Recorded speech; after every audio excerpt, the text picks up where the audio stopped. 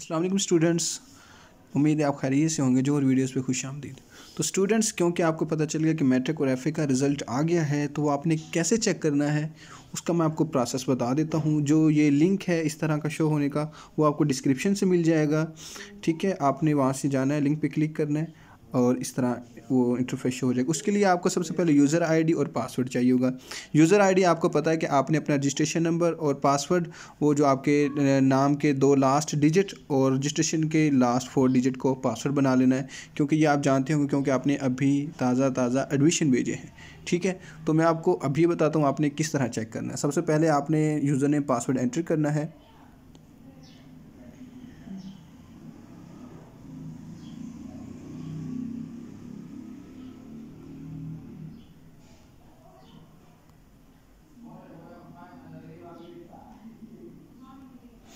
ये user name और password मैंने एंटर कर दिया। उसके बाद मैंने साइन इन पे क्लिक करना है।